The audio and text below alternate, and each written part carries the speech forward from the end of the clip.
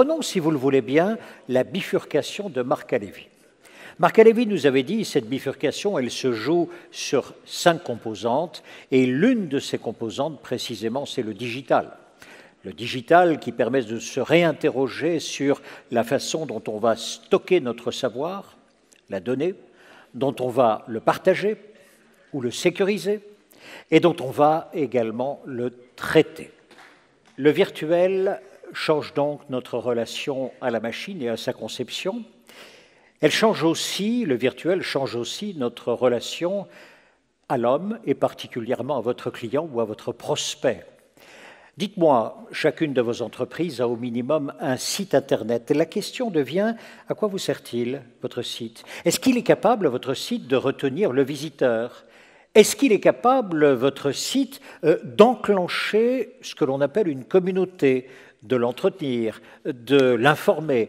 Vous permet-il également, par exemple, d'avoir quelques prospects? Voyez-vous, qu'êtes-vous finalement en droit d'attendre de votre site Internet aujourd'hui, en 2022, et non pas sur les premiers sites Internet créés au tout début du siècle? Ça, c'est la question. Alexandre Bonetti, voyez-vous, est PDG de Simple & Beau. Bon, Simple & Beau, c'est une start-up transformée en PME, 70 collaborateurs. Leur tâche, c'est de travailler à la conception de sites Internet personnalisés pour les entreprises. 7000 clients aujourd'hui. Surtout, c'est l'entreprise qui est la mieux cotée de France sur Google et sur Trustpilot. Et son ambition, c'est uniquement la suivante: être le directeur digital d'une entreprise qui n'en a pas. Alors Alexandre, j'ai 2 questions. La première est la suivante, c'est avoir un site Internet aujourd'hui, ça sert à quoi? On va remettre les choses vraiment à plat. Premier point. Et deuxième point, est-ce qu'avec ça, je peux gagner des clients? Parce que quand même, si c'était possible, ça me soulagerait. Merci beaucoup. Avec Jean-Michel, on a fait la même école. Lui, il fait des Boeing, des fusées, et moi, je fais des sites Internet. Bon, je pense qu'il était devant, moi, j'étais derrière. Mais bon, je vais essayer de m'en sortir quand même. En 2012, justement, je sors d'école d'ingénieur et je crée ma première entreprise. Je sens qu'il faut créer un site Internet. Donc, je demande à mes premiers collaborateurs de le faire. On est ingénieur, on peut quand même faire un site Internet. Et là, je me rends compte qu'en fait, ça prend du temps. Et surtout, je me rends compte que je n'arrive pas forcément à monter sur Google parce que ce n'est pas mon métier. Bon, c'est un premier échec. Du coup, je sollicite une agence web. Ils m'expliquent qu'ils peuvent tout faire à ma place, moyennant un chèque. Génial. Je me revois faire le virement, à peu près 20 000 €. C'était beaucoup pour moi. Je revois ma petite goutte de sueur couler sur ma joue au moment de faire ce virement. Et là, j'attends. Et au bout de 6 mois, c'est la grande désillusion. Le site ne me rapporte strictement rien, aucune visibilité. Je dois payer à chaque fois que je dois faire une modification. D'autres échecs arrivent et je plante ma première entreprise. Je la plante, mais j'en ressors avec une ambition, avec une conviction aussi, un rêve. Le rêve de créer une agence web efficace, abordable et surtout digne de confiance. Digne de confiance. Et en quelques années, du coup, nous avons créé Simple & Beau, qui est devenu, du coup, comme le disait Thierry, l'agence web la mieux notée de France sur Google et Trustpilot. Et je suis convaincu que le pilier de ce succès, c'est la confiance qu'on a réussi à créer avec nos clients, par la transparence. Et cette transparence, c'est la raison pour laquelle je suis ici aujourd'hui, puisque vous voulez la vérité sur les sites Internet. Je ne suis pas là pour vous vendre ma prestation, je suis là pour vous dire la vérité, bien qu'il y ait déjà quelques clients dans la salle. Donc, à quoi sert un site Internet, vraiment? Je vous parlerai aussi du top 5 des erreurs à éviter que j'ai pu voir, parce que j'en ai fait pas mal aussi. Et on finira par quelques exemples d'outils digitaux qui permettent de décupler la puissance de votre site Internet. Alors, la promesse classique des agences web, peut-être de la vôtre, c'est de trouver des clients. Créez un site et vous serez premier sur Google quand on tape certains mots-clés et ça va vous permettre de trouver des clients. Souvent, c'est la promesse qu'on vous fait. C'est la promesse qu'on vous fait, sauf que c'est totalement faux. C'est totalement faux. Être premier sur Google, il y a juste une entreprise qui peut être première sur Google. Donc ce n'est pas ce que vous pouvez attendre d'un site Internet. Ce n'est pas l'utilité d'un site Internet. En réalité, il y a 5 vraies utilités d'un site Internet. La première, c'est accélérer un canal d'acquisition que vous avez déjà. C'est le canal universel, c'est le canal de toutes les entreprises d'ailleurs, c'est le fameux bouche à oreille. Effectivement, on a des clients de tous les secteurs, et s'il y a une chose sur laquelle ils sont tous d'accord, c'est que le bouche à oreille, ça marche. Quand on fait un travail de qualité, nos clients en rapportent d'autres. Et donc le client, qu'est-ce qu'il fait? Quand il a un besoin, il demande autour de lui qui connaît un bon loueur, qui connaît un bon prestataire. Et là, il demande autour de lui, on lui donne plusieurs noms, prestataire A, prestataire B, prestataire C.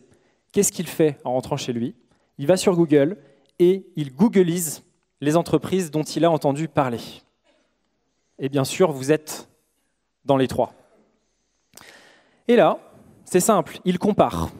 Si vous n'avez pas un site Internet efficace, rassurant, qui présente les éléments clés, mais que votre concurrent, lui, il a un site avec des témoignages de clients, avec son histoire, la présentation de son équipe, ce qui le distingue des autres, eh bien, c'est statistique. Le client aura beaucoup plus tendance à demander le catalogue de votre concurrent. Voilà. Et ça, c'est le premier intérêt d'un site Internet. C'est de maximiser la puissance du bouche à oreille. Voilà. Cette promesse, on la tient à tous les coups. Alors, avant de passer au deuxième intérêt d'un site Internet, je voudrais vous partager une étude qui a été menée par l'ENS Lyon en 2019. C'était une étude sur les ressources humaines, sur la motivation des collaborateurs. Et cette étude, ce qu'elle dit, c'est que la reconnaissance publique, le sentiment d'appartenance et l'argent génèrent le même type de stimuli dans le cerveau de vos collaborateurs. Où je vais? La deuxième utilité de créer un site, c'est de recruter et de fidéliser ses collaborateurs en optimisant sa marque employeur. Alors aujourd'hui, vous avez besoin sûrement de recruter des techniciens de maintenance, des cadres, etc. Et la réalité, c'est que le parcours du client tout à l'heure, eh bien, le futur collaborateur fait exactement le même parcours. Sur votre site Internet, vous pouvez exposer votre histoire, vous pouvez exposer vos valeurs, vous pouvez exposer l'organisation de l'entreprise. Vous pouvez créer une page « Notre équipe » qui met en avant votre équipe. Et ça, clairement, ça génère systématiquement une fierté d'appartenance à l'entreprise, une fierté de projection de vos candidats qui savent où ils mettent les pieds et une facilité de candidature si bien sûr vous avez une page « Nous rejoindre ». Et donc ça, quand on sait qu'aujourd'hui, ce qui fait le succès d'une entreprise, c'est son équipe, eh bien, on peut considérer que le site Internet est un des piliers, justement, de la puissance, de la qualité d'une équipe. Alors nous, on a 7000 sites Internet, et ce qui est pas mal, c'est qu'on peut faire des statistiques en collaboration avec des instituts indépendants sur l'impact de certaines choses qui sont ou ne sont pas sur les sites Internet. Et ce qu'on constate, c'est que quand on distingue les sites qui ont une page « Notre équipe », qui la présente, qui la met en avant, des autres, eh bien on constate tout simplement que les sites qui ont cette page ont 43% de candidatures en plus sur les postes clés. Voilà. Tout simplement parce que les collaborateurs ont plus tendance à être fiers, à en parler autour d'eux, tout simplement parce que le taux de candidature, le taux de transformation de l'internaute au candidat qui remplit le formulaire est plus important. Alors, je vais prendre un exemple. Comme on dit, nous, le first in class. J'ai trouvé une entreprise de votre secteur qui fait ça de façon extrêmement puissante. Je ne sais pas s'ils sont dans la salle ou pas. Ça s'appelle LocPlus et ils ont une vraie démarche de marque employeur. ils sont sur les réseaux sociaux, ils présentent les parcours de clients, etc. Ils mettent à peu près toutes les 2 semaines une photo de leur équipe en action. Et il n'y a pas photo. Quand on regarde avec nos outils le trafic de leur site internet, la page « Nous rejoindre » génère un trafic hyper important. Voilà. Donc ils font, je vous dis, des photos d'équipe. Ils font aussi des histoires de collaborateurs. Je suis arrivé, j'ai pris ce poste, je suis passé à tel poste, etc. Ça coûte rien. Ça implique les collaborateurs. Et une fois diffusé sur le site internet, ça a un impact monstrueux sur la fierté d'appartenance et le nombre de candidatures. Donc je ne vous parle pas de business, hein. Je vous parle de RH. Troisième utilité, il y en a 5 en tout. Troisième utilité d'un site internet, gagner du temps. En tant que dirigeant, je commence à le voir à mon échelle, le temps est précieux et faire 2 fois la même chose, franchement, c'est une perte de temps. Le site, ça permet de répondre aux questions fréquentes. On n'y répond qu'une seule fois, une bonne fois pour toutes sur le site internet. Ça permet aussi de créer la confiance. Si je prends l'exemple de Simple et Beau, on a décidé sur notre site internet d'être la première agence web qui diffuse très précisément ses tarifs. Voilà. Il n'y a pas de surprise, ce n'est pas la tête du client. Et ça implique un gain de temps monstrueux sur la négociation, sur la fidélité des clients, sur la confiance qu'ils ont au moment de la signature du devis. Et enfin, ça permet également la collecte des informations, sans y passer la moindre seconde. Le site internet, il faut le rappeler, c'est collecter des informations 24 heures sur 24, 7 jours sur 7, que ce soit des données de prospects, des données de candidats, des données de collaborateurs aussi, qui peuvent remplir des formulaires personnalisés. Donc ça, c'est un gain monstrueux pour les dirigeants et leurs équipes. Cette collecte d'informations, elle se fait via des formulaires spécifiques avec des questions qui sont donc dépendantes du besoin du questionnaire. Il n'y a pas juste une page contact. Ça, c'est le niveau 0. Je ne sais pas comment est votre site internet, mais le niveau 0, entre guillemets, du site internet, c'est un site avec une page contact. Voilà. Le niveau 1, c'est j'ai une page contact et j'ai un menu déroulant avec l'objet. Et en fonction de l'objet, ça dirige vers la bonne personne dans ma boîte. Et le niveau 2, c'est d'avoir des questionnaires spécifiques à chaque type d'internaute, donc le prospect, le client, le candidat, avec des questions très spécifiques qui permettent de qualifier ce prospect ou cette personne, son besoin, et donc de commencer finalement la phase découverte commerciale, que ce soit du candidat ou du prospect. Et ça, c'est très simple. Et enfin, le site internet, ça permet souvent d'être la porte d'entrée de vos clients. Et ensuite, ça permet de les rediriger vers d'autres plateformes métiers, des plateformes de réservation en ligne, des plateformes de réservation d'acompte, etc. Quatrième intérêt, protéger son nom sur Internet. Donc je ne sais pas si vous savez, mais il y a beaucoup d'entreprises qui ne sont pas premières quand on tape leur nom sur Google. Et en effet, c'est une technique d'acquisition, ça, de concurrents, qui consiste à se positionner devant le nom de votre entreprise pour capter finalement vos clients et essayer de les convaincre de passer par eux plutôt que par vous. Et donc là, j'ai fait un petit exemple, toujours sur LogPlus, c'est tombé sur eux. Et donc, quand on tape LogPlus louer mini-grue, eh bien, vous voyez qu'en premier, ce n'est pas du tout LogPlus. Il y a 3 concurrents qui sont là. Voilà. Et donc, avoir cette démarche d'avoir un site internet, mais aussi de travailler son référencement, ça permet aussi de sécuriser finalement son bouche à oreille, de sécuriser sa première place sur Google. C'est quand même stratégique. Déposer votre marque ne suffit pas pour être premier sur Google.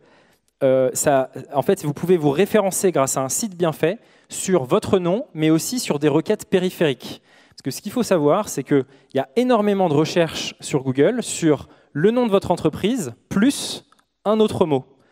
Et les 3 les plus recherchés, c'est avis, prix et catalogue. Voilà. Donc si en fait, on ne fait pas cet effort de référencement sur ces mots-clés, eh bien d'autres le feront, parce que c'est possible, et ils pourront du coup, entre guillemets, récupérer vos prospects. Et enfin, pour répondre à Thierry, conquérir des clients grâce au référencement. Je l'ai mis en 5e. Pourquoi? Parce que c'est la promesse la plus dure à tenir, tout simplement parce qu'elle demande soit du budget, soit du temps de la part de votre équipe. On ne peut pas faire sans les deux. Faire un site ne permet pas de trouver des clients. Par défaut, ça permet les 4 premiers, si jamais il est bien fait. Et avec un investissement en temps ou en argent, on peut effectivement conquérir des clients. Donc je ne savais pas quel était le niveau, entre guillemets, en marketing digital de l'audience. Donc je me permets un petit récap via un scénario. Donc je suis sur Google, je tape location de nacelle à Nantes. Voilà, j'ai fait ça dans le train tout à l'heure. Je n'avais pas besoin de nacelle, mais il fallait bien faire le dernier slide. Et là, les résultats arrivent. Et donc là, vous avez 2 types de résultats. Vous avez les résultats sur lesquels il y a écrit « annonce ». Et donc ça, ce sont des entreprises en fait, qui payent Google pour pouvoir être positionnées en première position à cet endroit. Il y a écrit « annonce » à côté, c'est ce qu'on appelle le référencement payant immédiat. Voilà. Et la réalité, c'est qu'on ne paye pas vraiment pour être ici, mais on paye à chaque fois que quelqu'un clique sur leur nom. Voilà. Donc, chaque fois que quelqu'un clique, ils vont payer 3 €. Donc n'y allez pas tous en même temps, c'est pas sympa. Et ensuite, vous avez ce qu'on appelle le référencement naturel, le référencement long terme. Donc pour être sur ces positions, il est inutile de payer Google, c'est pas comme ça que ça marche. Par contre, il faut avoir un site qui respecte les dernières normes de Google et qui est intéressant en fait.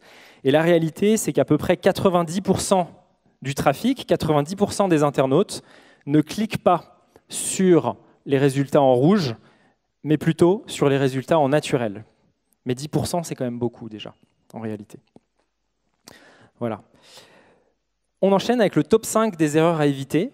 Donc j'ai pu parcourir les sites de pas mal d'adhérents, et donc j'aimerais vous partager quelques erreurs que j'ai pu voir. Et j'espère que ça vous aidera.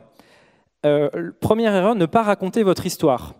En fait, on a tendance à ne pas vouloir parler de soi, parce que ça fait un peu prétentieux, etc. Mais la réalité, c'est que les clients, nous, on constate sur nos 7000 sites Internet que la page « Notre histoire » est souvent la page la plus consultée sur les sites Internet. Les gens veulent savoir à qui ils ont affaire, qui est le dirigeant, qui est l'équipe, quelle est son histoire. Et ça crée une réassurance formidable pour ensuite passer à l'acte d'achat. Deuxième erreur, ne pas faire les mises aux normes techniques. Donc c'est comme dans le bâtiment, Internet, il y a des normes qui n'arrêtent pas d'évoluer, et il faut faire ces mises aux normes. Pour ça, vous pouvez soit les faire vous-même en interne, soit passer par des prestataires, comme nous ou d'autres d'ailleurs, qui proposent des abonnements pour s'occuper de tout ça. Troisième erreur, passer par un prestataire avec engagement. Donc ça, c'est mon erreur du début, vous l'aurez compris. En fait, les meilleures agences web proposent des prestations sans engagement de durée. Voilà. Il y en a à peu près une vingtaine en France qui fonctionnent comme ça. Et elles vous permettent de partir à tout moment parce qu'elles savent que la qualité de leur service vous fera rester et non pas un contrat qui vous verrouille. Donc si jamais vous devez choisir un prestataire, c'est l'élément clé qui doit vous permettre de choisir. Oubliez l'un des bénéfices. Donc souvent, on a des sites Internet qui répondent à certaines missions, mais pas à toutes. Il ne faut pas oublier les différentes missions qui sont la réassurance, le recrutement, la fidélisation des équipes, le sentiment d'appartenance, automatiser les questions fréquentes, les formulaires et conquérir. Voilà. Et quand on a ça, effectivement, on a un site Internet qui casse la baraque. Et enfin, dernière erreur, ne pas avoir de stratégie de référencement. Cela ne sert quasiment à rien d'avoir un site sans stratégie minimale de référencement. Voilà. Et ça ne coûte pas très cher. Vous pouvez même le faire en interne, moyennant, je pense, 2 heures par semaine d'une personne qui est un petit peu curieuse. Mais il faut passer du temps là-dessus. Je vois beaucoup de gens qui prennent des photos. Je pourrais avec plaisir vous envoyer les slides, donc ne vous inquiétez pas. Donc en réalité, quand j'ai regardé un petit peu l'annuaire en fait, du DLR des membres, je me suis rendu compte qu'il y avait j'en ai tiré 2 conclusions en fait. Premièrement, il y avait plein de choses à améliorer, donc c'est pour ça que j'espère que ça vous servira. Et deuxièmement, je me suis dit, mais c'est pas possible, il y a un potentiel de dingue, parce qu'il y a des recherches sur Google, il y a très peu d'acteurs qui font tout ça, et donc les premiers qui le feront, en fait, pourront passer devant les autres, en tout cas sur Google. C'est pas comme d'autres secteurs, comme les avocats ou l'artisanat, où il y a déjà une énorme concurrence sur le référencement, et c'est très dur de monter sur Google. Là, pour l'instant, il y a un potentiel, j'ai l'impression, inutilisé pour l'instant sur le secteur. Je finis par deux solutions qui décuplent le retour sur investissement des sites Internet. Donc, je voulais vous parler en 30 secondes de solutions de type ShareMat, donc, que vous connaissez sûrement, solution qui permet de numériser finalement son catalogue et de le rendre disponible à la réservation, avec une relation directe avec son client final.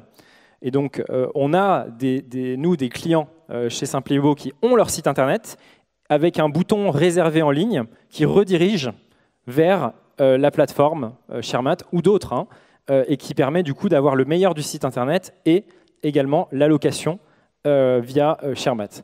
Ou alors des solutions comme Tractor, qui sont des marketplaces, où là, ils s'occupent carrément de tout, de la relation également avec le client, et qui ont l'avantage de proposer du coup un catalogue énorme, puisqu'ils agrègent les catalogues de différents loueurs, et donc ça intéresse beaucoup les utilisateurs finaux d'aller sur ce type de plateforme. Je vois une très belle complémentarité entre tous ces acteurs, et ça contribue à la digitalisation du secteur. Pour conclure, je voulais vous partager une conviction profonde, peut-être le fruit de mon échec initial, c'est que le meilleur actif d'une entreprise, c'est la confiance qu'on arrive à dégager de sa communication, à dégager envers ses collaborateurs, mais aussi envers ses clients. J'ai l'intuition qu'un client nous choisit non pas pour le prix, non pas parce qu'on a le meilleur service, mais parce qu'il nous fait confiance. C'est une conviction profonde. Je ne sais pas si vous la partagez, mais je le constate tous les jours. Et donc, la conclusion, c'est que le site Internet, c'est un super outil de transparence et de réassurance. Je vous remercie. Alexandre Bonetti.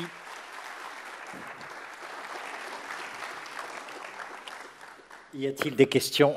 Nous vous écoutons. Question Internet. Oui, je vous en prie, monsieur. Si on peut vous apporter un micro, il arrive tout de suite. Présentez-vous votre question.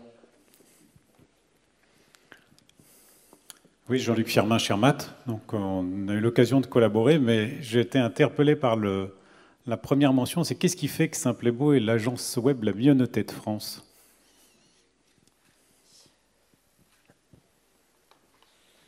Alors, je pense que la première chose, c'est ce qui surprend nos clients. Je pense que c'est la transparence. Je radote. Mais en fait, on refuse de travailler avec certains clients.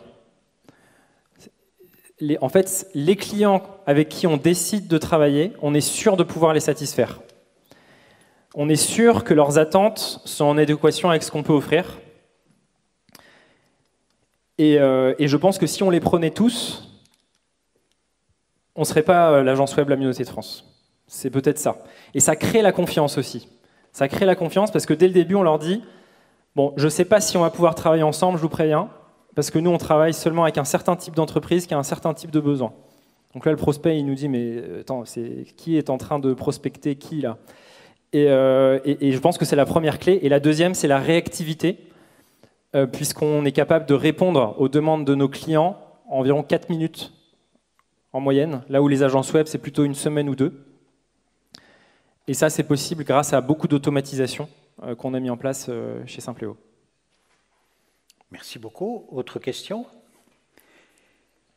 À plusieurs reprises, Alexandre, vous avez dit ceci, vous avez dit « mais il faut s'y mettre 2 heures par semaine et quelqu'un de votre équipe peut le faire ». Je m'arrête sur cette phrase. Quelqu'un de votre équipe peut le faire. N'importe qui, je peux le faire aussi? C'est aussi simple que ça? ou bien il faut vraiment être spécialisé? Ça, c'est ma première question. Ma deuxième question, ça veut donc dire que si on veut vraiment un référencement et une existence dans ce monde virtuel, il faut y mettre un certain prix. Quand je dis un certain prix, y travailler, y passer du temps. C'est ça l'idée? Alors, déjà, y passer quelques heures, effectivement, ça ne nécessite aucune compétence technique si vous avez un partenaire qui fait la partie technique. En réalité, pour avoir un site performant, il y a deux choses. Il y a les mises aux normes techniques. Donc là, il faut un prestataire technique, parce que ce n'est pas votre cœur de métier de le faire. Et il faut également mettre à jour le contenu du site Internet au moins une fois tous les trimestres. C'est quand même pas... Enfin, voilà, en quelques heures par trimestre, on peut rajouter une photo d'équipe, le témoignage d'un client, etc. Et c'est ça qui va faire que votre site va passer au-dessus des autres sur Google. Donc concrètement, oui, quelques heures par semaine, sans compétences techniques, et si possible, main dans la main avec un partenaire qui, lui, va s'occuper des éléments techniques. Une dernière question, à moins que vous en ayez une, mais j'en ai une dernière. On loue, on vend du matériel, hein, c'est tout. J'ai un bulldozer qui part, j'ai un bulldozer qui rentre, j'ai une grue qui se monte, elle se descend, c'est tout. On ne fait rien de plus. Je vais communiquer quoi par semaine? Qu'on a encore mis un bulldozer dehors, qu'on a... Enfin, j'ai pas grand-chose à dire. Je vais communiquer quoi? Quel est le contenu? En fait, les internautes se posent énormément de questions sur les machines, sur la vie de l'entreprise, sur on peut mettre également des photos, sur les machines que vous entrez, sur les problèmes que vous avez. Faire 5 lignes de texte tous les trimestres, c'est réalisable et ça fait la différence comparé aux autres sites Internet. Ça peut juste être rajouter une photo, par exemple. En fait, ce qui compte aux yeux de Google, c'est que votre site soit mis à jour. Voilà, parce qu'un site qui n'a pas été modifié depuis 1 an ou 2, Google se dit que ce site est obsolète. Il n'a pas été mis à jour. Donc il faut au minimum lui envoyer un signal comme quoi vous avez fait une mise à jour mineure. Pour les clients de Simple et Beau, par exemple, on le fait pour nos clients. Ça consiste à l'appeler, lui demander ce qui s'est passé, il répond à nos questions et on le fait. Mais la réalité, c'est que c'est quand même extrêmement simple de le faire en interne. Et du coup, passer devant les autres par le simple fait que vous ayez rajouté une image, une photo, un article, la présentation d'un produit, etc. Ah, je vous en prie, monsieur, bien sûr. Ouais, Florent Morin et SARL Morin. J'ai un site internet, ça fait 10 ans, il marche super bien. Sauf que mon fils, lui, il n'utilise plus les sites internet. Il utilise tout ce qui est réseaux sociaux. Pensez-vous que le système site internet, il n'est pas désuet? Merci pour votre question. Très bonne question. En fait, quand vous avez besoin d'un prestataire, vous allez sur Google. Par contre, une fois que vous connaissez un prestataire, vous l'ajoutez sur les réseaux sociaux. Donc en fait, moi je vois une parfaite complémentarité entre les deux. C'est-à-dire que Google va être un outil de conquête, puisque la réalité c'est que quand on cherche tout et n'importe quoi, on ne va pas sur Facebook et on ne va pas faire la recherche dans Facebook. On va sur Google et on fait la recherche. Mais par contre, une fois qu'on est en lien avec quelqu'un, eh bien on l'ajoute sur les réseaux sociaux. Et donc, conquête avec Google et fidélisation, animation avec les réseaux sociaux, c'est parfaitement complémentaire. Et nous, on le voit en fait chaque jour, quand vous voyez le trafic sur Google qui explose. Les réseaux sociaux changent. On était à Facebook, là c'est de plus en plus Instagram, demain ce sera TikTok, Google, ça ne bouge pas. Donc c'est parfaitement complémentaire à mon sens. Merci pour votre question. Merci beaucoup pour votre participation. Alexandre Bonetti.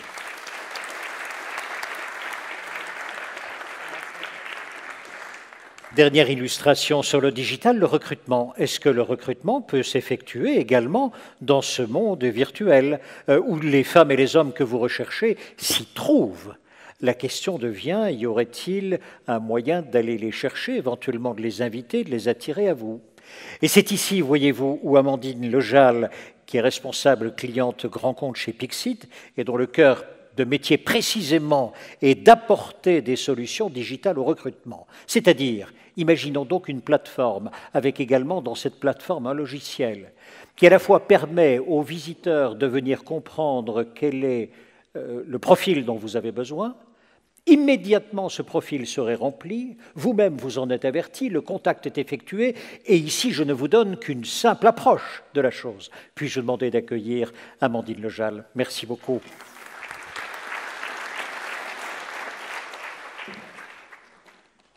Alors, effectivement, quand on a préparé cette conférence, nous nous sommes posé la question suivante. Comment une profession peut-elle se transformer en digital ?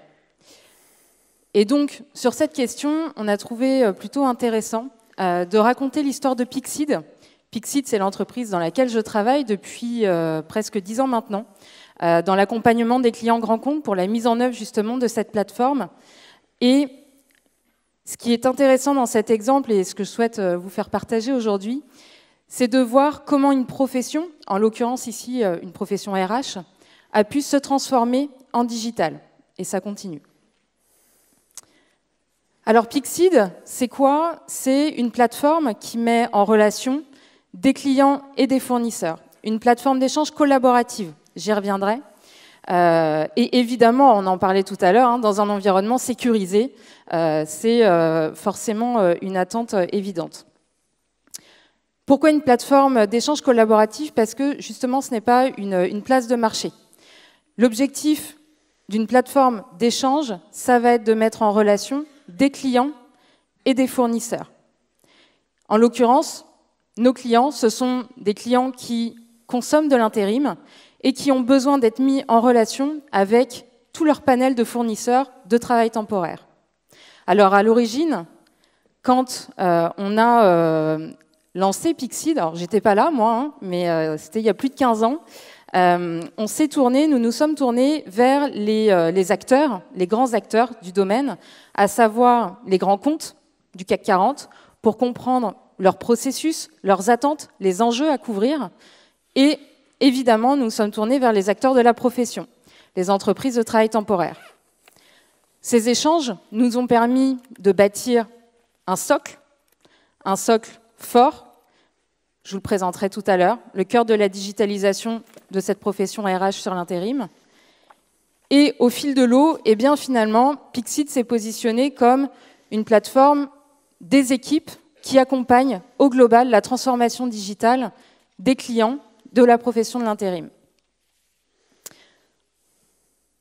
Ce qui est aujourd'hui une force, c'est que cette plateforme, elle permet de couvrir tout type de clients. Alors dans la salle, on a des grands comptes internationaux. Certainement, vous dépensez des milliers d'euros, millions d'euros dans l'intérim, peut-être. Et puis, il y a aussi les TPE. Les TPE qui vont avoir des besoins ponctuels et qui vont avoir besoin, dans tous les cas, d'être mis en relation avec des entreprises de travail temporaire. Et donc, en face, également, sont référencés tout type de fournisseurs, quelle que soit leur taille. Du grand réseau de gestion de l'intérim, vous les connaissez, des Adecco, Manpower, Randstad, avec des centaines d'agences en France, et puis des enseignes de travail temporaire locales, une agence qui va être spécialisée sur un secteur d'activité, sur des profils spécifiques, et qui, elle aussi, aura besoin d'être référencée et mise en relation avec ses clients de manière simple. Alors pour accompagner tout cela, le but, c'est de permettre justement d'apporter des services qui soient adaptés à leurs attentes, à chacun, en fonction de leur segment, leur taille, de leurs enjeux précis. Et donc, évidemment, les offres ont évolué avec aujourd'hui un éventail d'offres qui permet justement de répondre à ces différents besoins. Donc Pixid, c'est une entreprise de taille, donc une entreprise internationale, un groupe international d'origine française qui apporte des services digitaux RH dans le domaine du travail flexible. Nous sommes 200 collaborateurs, dont une centaine en France, une centaine de collaborateurs ici qui travaillent aux côtés des clients. Alors c'est notamment tout le rôle des personnes qui travaillent avec moi sur l'accompagnement de nos grands comptes pour identifier leurs besoins, les comprendre, bien définir comment on va pouvoir déployer un outil qui réponde à leurs enjeux et également de bien comprendre et rester à l'écoute de leurs attentes. Leurs attentes qu'on va pouvoir concevoir, développer avec donc des équipes de développement qui sont également présentes en France et qui vont faire tous les développements de bout en bout jusqu'à la recette. Ces développements, ils vont couvrir quoi? Eh bien, ils vont couvrir les innovations qui sont proposées de manière régulière et ça nécessite d'investir toujours jusqu'à presque l'année dernière 2,5 millions. C'est pour apporter des nouveaux services à valeur ajoutée, mais également couvrir les enjeux de sécurité, on en parlait tout à l'heure. On connaît tous l'actualité, les risques de cybercriminalité sont très forts, et donc c'est un enjeu quotidien, une surveillance quotidienne, et des évolutions à apporter. Et un enjeu aussi de performance. Le digital, c'est ici des milliers d'utilisateurs connectés au quotidien, qui travaillent 7 jours sur 7, 24 heures sur 24, parce que dans les différents domaines que l'on va couvrir, que ce soit de la logistique, du BTP, de l'agroalimentaire, etc., eh bien, ça nécessite une plateforme qui soit performante. Cette performance, elle permet aujourd'hui de digitaliser plus de 135 millions de documents qui sont échangés entre justement tous ces acteurs. Il me semblait intéressant de revenir justement sur le nombre d'acteurs qui est réuni autour de cette plateforme. C'est presque 800 entreprises de travail temporaire, ça représente plus de 10 000 agences. Ces 10 000 agences, aujourd'hui, elles se connectent pour échanger des documents, des informations avec leurs clients, et on en compte aujourd'hui plus de 160 000 dans Pixid. 160 000 clients qui travaillent avec des fournisseurs autour d'un processus qui est commun, un socle commun. Et donc tout à l'heure, je vous parlais justement du point de départ de la digitalisation. Ce point de départ pour Pixid, en échangeant avec la profession, il a été très clair, ça a été de dématérialiser le contrat et la facture. Je vais vous prendre un exemple concret d'un de mes clients avec lequel je discutais encore il y a 2 minutes avant d'entrer dans cette salle. Ce client, c'est un grand compte de la restauration qui gère de l'événementiel. Il va positionner pour un événement au Stade de France 500 intérimaires pour gérer l'événement. Et ce client, son besoin, c'est de signer 500 contrats pour ces 500 intérimaires entre 19h et 20h30. Ce client, derrière, en termes d'attente et de processus, parce qu'en interne, il y a tous les sujets justement de gestion de la facturation, de pilotage financier, eh bien, il a besoin de recevoir une facture par contrat, une facture par intérimaire. Vous comprenez qu'ici, on est sur un processus extrêmement consommateur de papier, très chronophage, et donc la digitalisation s'impose. Donc le point de départ, ça a vraiment été de proposer à nos clients de dématérialiser le contrat, de le signer de manière électronique avec archivage légal, de proposer de la dématérialisation fiscale de factures, là aussi pour gagner en termes de processus et d'apporter justement un service complet. Et puis ce client, toujours, il était pour lui inenvisageable d'utiliser Pixid, d'ajouter cette brique dans son système d'information sans que Pixid soit complètement intégré dans son système. Naturellement, le sujet des interfaces s'est imposé. Alors, évidemment, on en avait parlé et on avait développé les choses bien avant d'avoir besoin de répondre à ce client spécifiquement. Mais le point vraiment essentiel, justement, sur cette plateforme collaborative, c'est d'avoir une norme partagée avec l'ensemble des acteurs. C'est-à-dire qu'autour de Pixid, tous les documents qui rentrent et qui sortent suivent cette même norme, de manière standardisée. Tout le monde parle le même langage. Et ça permet d'avoir un processus commun qui va se décliner et qui va permettre à l'ensemble des parties de suivre les différentes étapes, avec potentiellement des étapes de validation, de contrôle, qu'on va venir activer ou non, en fonction des besoins qui sont les leurs. On a facilité aussi les mises en œuvre avec le temps, puisqu'on a mis en place des partenariats avec des grands outils qui ont l'habitude de travailler avec nous pour faciliter là aussi toutes les mises en œuvre projets. C'est encore une fois mon quotidien. Et enfin, la technologie évolue. La technologie, elle évolue parce que là où on était parti sur une norme commune, on voit bien qu'aujourd'hui, il y a des moyens plus simples de se connecter aux plateformes, et notamment au travers de la mise en œuvre d'API, donc des connecteurs. Je ne vais pas rentrer dans la technique. Pixid, donc, c'est ici une plateforme collaborative qui est ouverte. Le processus, je vais vous le dérouler très rapidement à l'aide d'un exemple, parce qu'il est à la fois très classique et j'espère que ça fera écho à votre activité. Il est aussi très opérationnel. Pourquoi? Parce que côté entreprise, eh bien, on va réunir des centaines d'utilisateurs. Moi, mon quotidien aujourd'hui, quand je suis en clientèle, c'est discuter avec des grands comptes qui ont tous le même besoin d'être connectés avec des fournisseurs. Et pour autant, aujourd'hui, ils utilisent des fichiers Excel, les mails, le téléphone, ils reçoivent tous leurs contrats en version papier. Et pour autant, derrière, eh bien, ils doivent tous suivre un même processus commun et pouvoir échanger de manière rapide, de manière sécurisée, maîtriser leur process, maîtriser le réglementaire, puisque sur l'intérim, c'est très encadré. Et donc, ici, eh bien, on va faire rentrer différents acteurs dans le processus et on va pouvoir aller à un niveau très fin.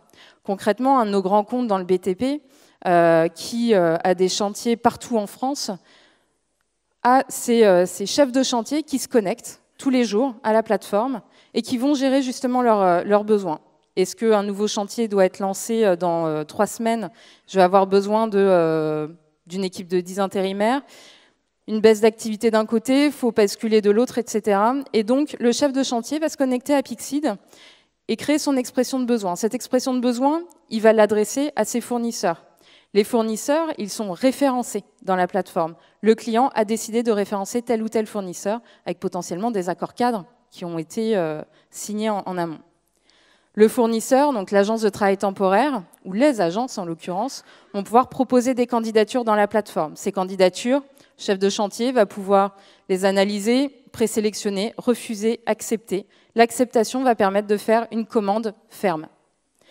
Cette commande, c'est la base du contrat.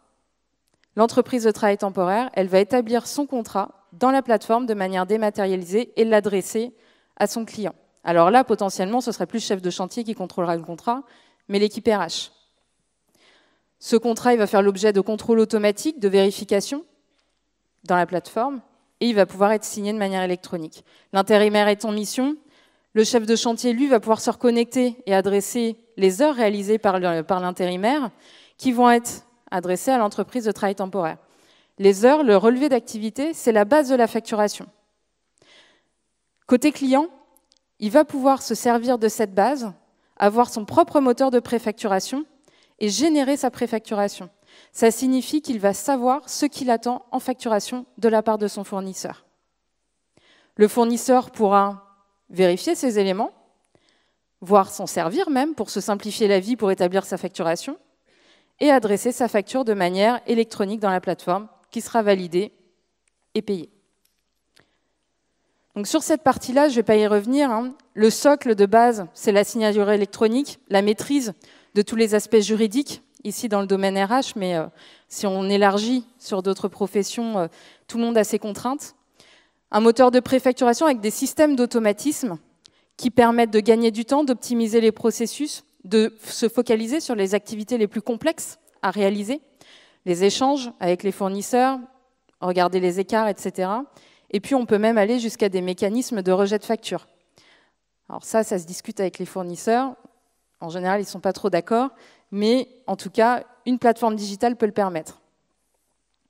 Et puis ensuite, eh bien, le but, c'est de pouvoir apporter des services tout au long de la vie, justement, de cette digitalisation, de monter en valeur et d'apporter des contrôles supplémentaires, d'élargir le spectre Je vous parlais du recrutement sur la première partie du process. Aujourd'hui, l'actualité, les vrais enjeux, hein, c'est de pouvoir recruter des profils rares en urgence, notamment dans l'intérim. Et aujourd'hui, on propose une nouvelle brique de recrutement autour du vivier.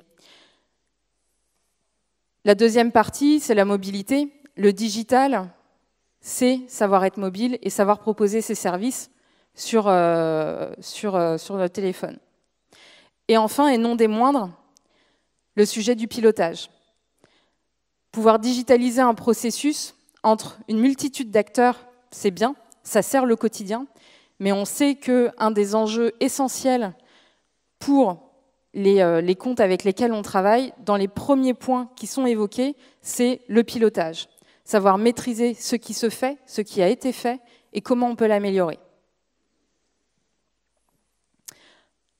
Alors, dans l'exercice qui nous réunit aujourd'hui, j'ai fait le petit exercice de voir quelles étaient ou quelles pouvaient être les analogies avec le secteur de la location de matériel. Déjà, des loueurs d'un côté, un réseau de distributeurs de l'autre, des centaines, des milliers d'acteurs qui ont besoin d'être mis en relation. C'est possible, comme je le disais, grâce à des processus normés, standardisés, des flux et des données qui vont être entourés d'un même langage. Un environnement sécurisé, certes, un processus qu'on va pouvoir personnaliser, parce que la réalité des organisations, hein, c'est que chacun a ses exigences avec des étapes de validation ou de contrôle qui sont plus ou moins étendues, à des niveaux plus ou moins fins dans l'organisation, et des référentiels qui doivent être partagés. On parlait tout à l'heure de catalogue de matériel, etc. Voilà, toutes les spécificités que peuvent présenter votre profession. En faisant l'exercice rapide, eh bien du coup, on peut imaginer que le loueur adresserait son besoin à son réseau de distributeurs. En retour, il recevrait des devis, pourrait effectuer de la pré-réservation de matériel et finalement adresser son bon de commande. À réception du bon de commande, le contrat de location serait mis à disposition, signé, et ensuite viendraient se dérouler les étapes pour arriver à la facturation. Alors volontairement, je ne rentre pas dans le détail de ces étapes parce que je ne maîtrise pas suffisamment cette activité-là. Le but étant en tout cas de pouvoir illustrer ce propos en se disant que cette digitalisation du processus, dans d'autres secteurs, elle est possible aussi. Aujourd'hui, le digital, c'est notre quotidien. C'est notre quotidien et dans cette profession, les enjeux, c'est de pouvoir réunir tous ces acteurs multisites, multifournisseurs, avec des organisations très décentralisées. L'enjeu, c'est de pouvoir maîtriser ces processus, des processus qui sont parfois complexes, qui méritent d'être challengés, qui méritent d'être optimisés, fluidifiés, qui sont chronophages. C'est de pouvoir répondre à une double vision, la vision RH en l'occurrence, et la vision achat. La vision achat, en général, on la retrouve dans tous les secteurs, et d'apporter réellement un vrai contrôle et une maîtrise sur la partie financière. Eh bien, la réponse que l'on peut apporter, c'est clairement, en tout cas j'espère que c'est ce que j'aurais pu partager aujourd'hui, c'est que le digital peut vraiment apporter cette réponse-là. Le digital, il va permettre de normaliser les échanges entre les clients et les fournisseurs à partir du moment où on construit ce langage ensemble. Il va permettre d'aller vers des processus qui vont être plus fluides, avec une personnalisation en termes de choix modulaires, etc., dans un processus client, et d'avoir clairement un pilotage totalement maîtrisé, tant au niveau global qu'à un niveau très fin au niveau métier, puisqu'on a la donnée, comme on le disait tout à l'heure. Et enfin, et c'est un peu toujours le nerf de la guerre, mais la fiabilisation des échanges financiers, c'est ce qui est un petit peu aussi au cœur d'un grand nombre de discussions qu'on peut avoir entre nos clients et nos fournisseurs. Alors, c'est vrai que c'est assez satisfaisant à titre personnel parce que sur des enjeux concrets qu'on a pu voir, eh bien, la réponse du digital, c'est une réponse concrète également.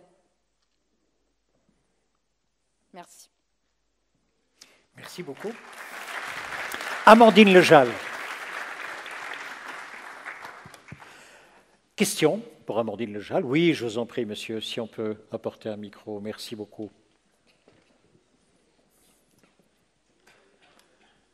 Bonjour, Joël Fruchard pour DLR. Donc d'abord, moi je vous remercie. Je vous remercie parce que vous avez exprimé exactement ce que nous souhaitons faire chez DLR avec un projet de plateforme de dématérialisation.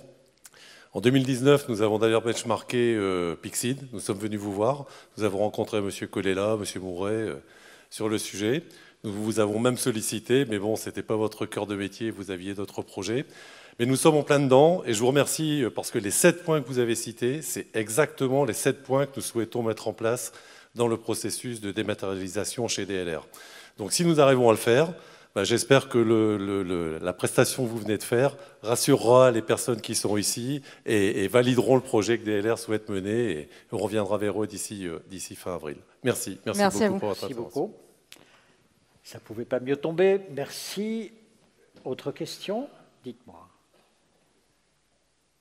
Puis-je demander d'applaudir Amandine Lejal. Merci beaucoup, madame.